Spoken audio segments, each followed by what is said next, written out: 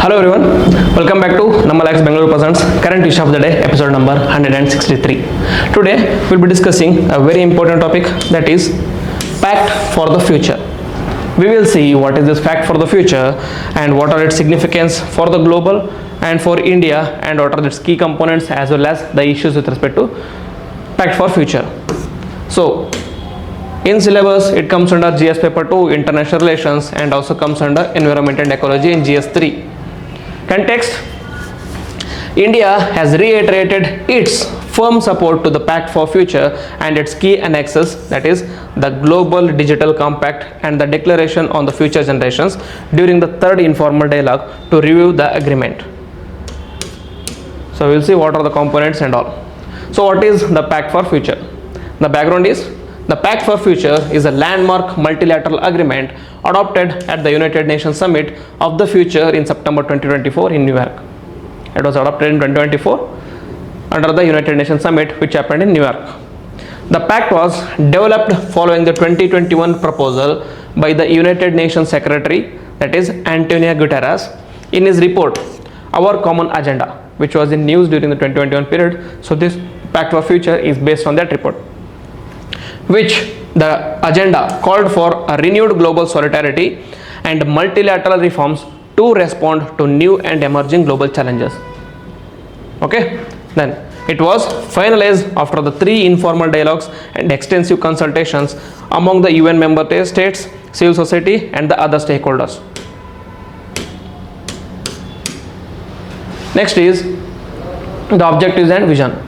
The Pact for Future seeks to strengthen global cooperation and restore trust in the multilateral institutions, accelerate the implementation of the Sustainable Development Goals by 2030, reinvigorate the UN systems and adapt it to address 21st century challenges.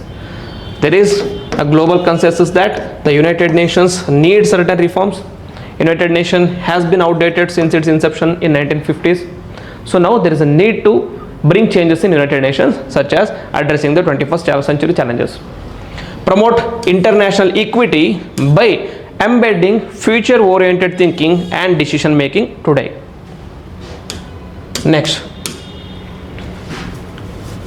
the key components, that is global digital component, is seeks to shape a safe, equitable and inclusive digital future. The focus areas are bridging the digital divide, promoting internet governance and data sovereignty, ensuring ethical use of AI and emerging technologies, tackling disinformation, digital exclusion and cybercrime. All these things have to be taken care. Next is Declaration on the Future Generations. Under this there is a Declaration of Future Generations which focuses on embeds the interest of future generations into the policy making. This is based on the Sustainable Development concept. That is, the future generations cannot be deprived of the needs of the future. Okay, what is sustainable development? Development is that a development that doesn't compromise with the needs of the future for the gains of present. Proposes or the appointment of the United Nations Special Envoy to future generations. Promotes sustainability, climate responsibility and long-term governance. So these are some reforms that are required in United Nations. However, there are certain issues which have been addressed here. That is, the Pact for Future covers several areas. First is peace and security, including conflict prevention, peace building and arms control, and in sustainable development and climate action, accelerating SDG implementation, financing for development, and in digital transformation, ethical AI, internet access, digital human rights. And in human rights and inclusion, emphasize on youth, women and indigenous people and minorities. Next, in global governance reforms, reforming the international institutions like United Nations Security Council and Bretton Woods institutions to reflect current global realities. So these are certain key issues that has to be taken care of. Next, what is India's position?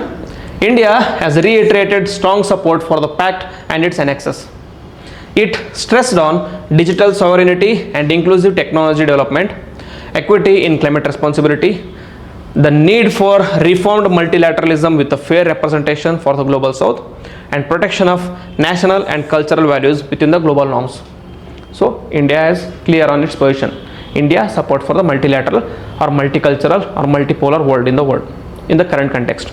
So it is same with respect to digital and climate as well as multilateral multipolar organizations. Significance is the timely response to fragmented global governance and crisis. The Pact for Future comes as a relief to address these issues such as pandemics, wars and climate change. It sets normative benchmarks for the future cooperation on AI, digital governance and international justice. And it offers a platform for inclusive global dialogue, particularly for youth and marginalized communities. And it reaffirms the centrality of the United Nations system at a time of increasing multipolarity. The world is changing, but the United Nations remains still. So there are certain reforms needed. However, there are certain challenges and criticism. That is, geopolitical divisions may impede consensus on key issues, especially with respect to AI ethics, Security Council reforms and others.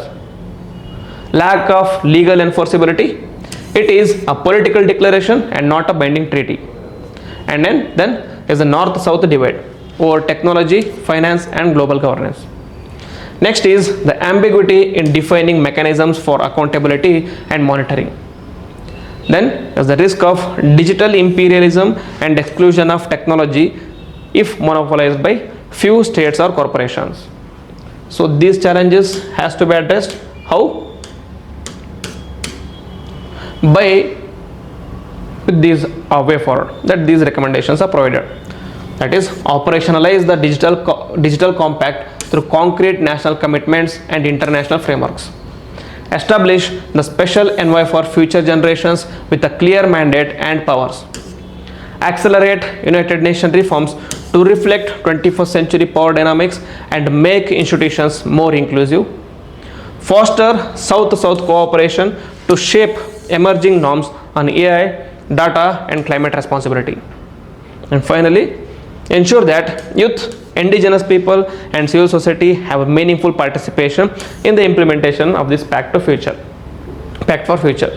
So all the issues should be addressed, only then the Pact for Future should be rolled out, or else the issues that are persisting now will remain to persist. So this is a very important topic, a very important point, especially in current mains scenario. If there is a question about United Nations and its issues with respect to United Nations reforms in the mains in GS paper 2 or 3, you can answer these or use these points as your fodder materials. So with this I will end the video. Jai Hind.